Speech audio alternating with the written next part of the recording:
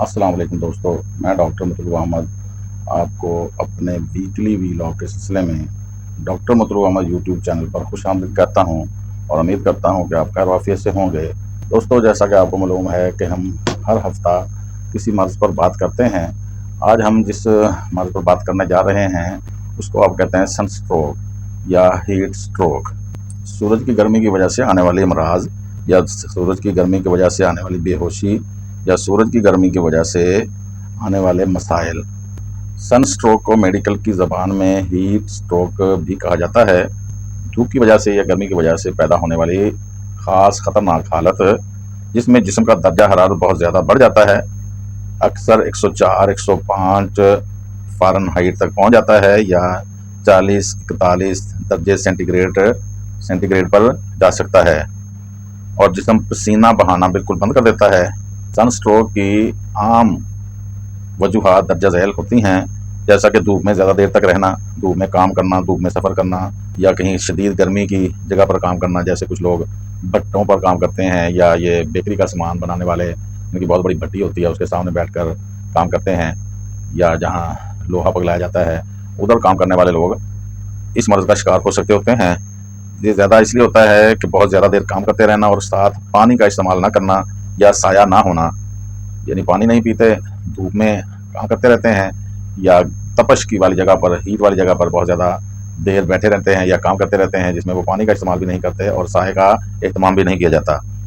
अहम अलामात जो पैदा होती हैं सन स्ट्रोक या हीट स्ट्रोक से, शदीद बुखार हो जाया करता है, गर्मी की शिद्दत से शदीद बुखार होता है, पसीना आना बंद हो जाता है, चक्कर आना, मतली और कै इसमें शामिल हो सकती है, सांस का तेज़ हो जाना, सर दर्द, बेहोशी, हिजानी कैफियत इसकी खास अलामत हैं। जल्द का खुश्क और गर्म हो जाना, जैसे कि बहुत ज़्यादा तेज़ बुखार होता है, ये भी इसकी खास अलामत है। फौरी तौर पर आप मरीज़ को क्या कर सकते हैं, फौरी तौर पर आप मरीज़ की कैसे मदद करेंगे? मरीज़ को फ़ौरन साया में या ठंडी जगह पर मुंतकिल करेंगे, जिस्म को ठंडा करेंगे, जिसमें गिला कपड़ा, पुलटस या पानी के छींटे मारना शामिल है या पंखा करना शामिल है। अगर हो सके तो ठंडा पानी पिलाएंगे, बशर्तिया के मरीज़ अगर होश में हो। अगर बेहोश है तो फिर आप तौलिया या कपड़ा गीला करके उसके बदन का टेम्परेचर कम करने की कोशिश करेंगे, उस पर उसको फेरेंगे या पानी उस पर डालेंगे, क्योंकि ये जानलेवा किस्म की मर्ज़ है। आमतौर पर इसमें एहतियाती तदबीर जो करनी चाहिए वो मैं कुछ बताता हूँ, फिर उसके बाद होम्योपैथिक अद्वियात जो इस हालत में ज़्यादा काम करती हैं उन पर बात करेंगे। धूप में जाते वक्त टोपी या छतरी इस्तेमाल करनी चाहिए, पानी का ज़्यादा इस्तेमाल करना चाहिए, पानी ज़्यादा पीना चाहिए, पानी आपके पास भी हो बोतल में। गर्मी में बाहर निकलने से हत्तल में कहाँ कोशिश करें, परहेज़ किया जाए तो अच्छा है। हल्के और ढीले कपड़े पहनने चाहिए। अब हम बात करते हैं कि होम्योपैथी में सन स्ट्रोक या हीट स्ट्रोक पर कौन सी अद्वियात ज़्यादा काम करती हैं। पहले नंबर पे तो हम इसमें ग्लोनाइनम को ही इसका पहला नंबर देते हैं प्रेफरेंस के तौर पर। ग्लोनाइनम बेहतरीन दवाई है हीट स्ट्रोक या सन स्ट्रोक के लिए। वैसे इसके अलावा हमारे पास बहुत अच्छी अद्वियात हैं, जैसे कि aconite, antim crud, belladonna, bryonia, cactus grandiflora, camphor, gelsemium, glonoinum, lachesis, natrum carb, opium, stramonium, veratrum viride और पैरोजिनम को भी इसमें हम याद रख सकते हैं। अब इनकी फर्दन हम कुछ अलामात बयान करेंगे कि आप हीट स्ट्रोक या सन स्ट्रोक के मरीज़ को कैसे ट्रीट करेंगे और किन अलामात पर कौन सी दवाई हम इस्तेमाल कर सकते हैं।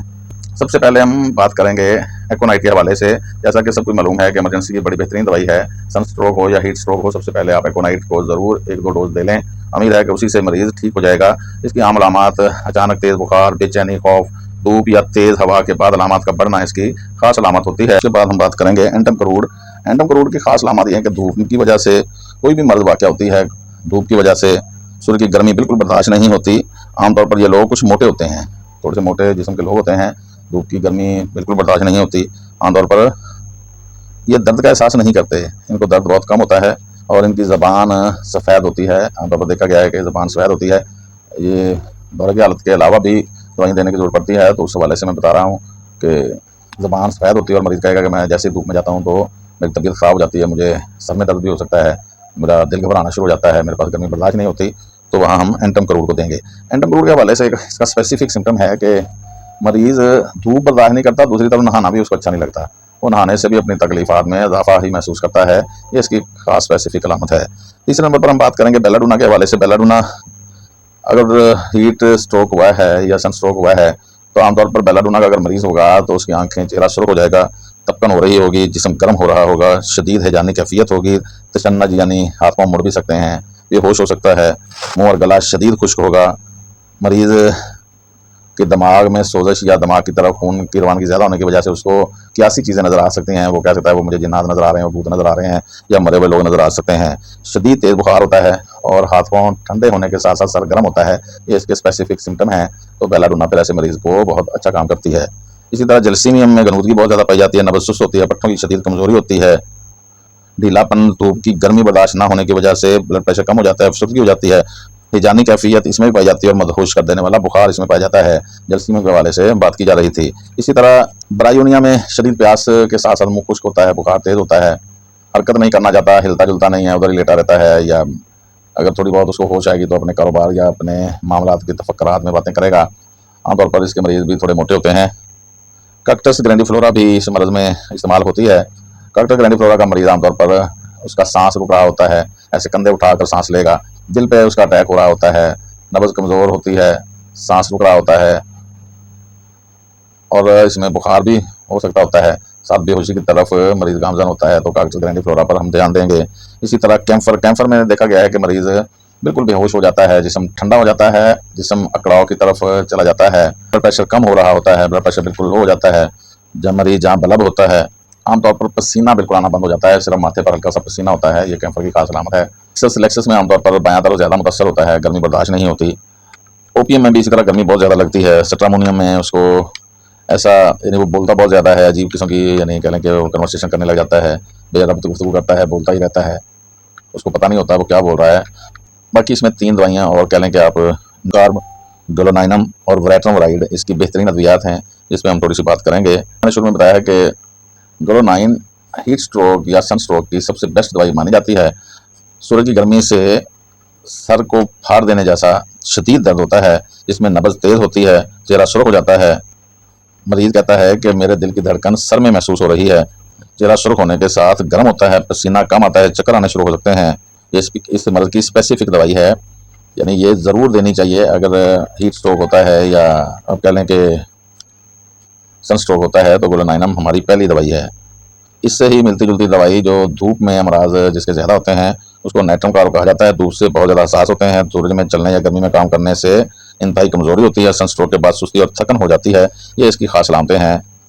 सूरज की गर्मी बिल्कुल बर्दाश्त नहीं होती, मरीज़ बेहोश होने की तरफ राग़िब हो जाता है, गर्मी की वजह से वो गिर सकता है। तो आमतौर पर अगर वो तंदुरुस्त मरीज़ हैं, उनको झटका लगा है गर्मी का, तो आप उनको नाइट्रम कार्ब देकर उनकी अलामात में ख़ास हद तक या काफ़ी हद तक उनको तस्कीन और शिफा की तरफ गामज़न कर सकते हैं। अगर मरीज़ थोड़ा स्मार्ट है तो नेट्रम म्योर भी नेट्रम कार्ब की जगह इस्तेमाल होती है।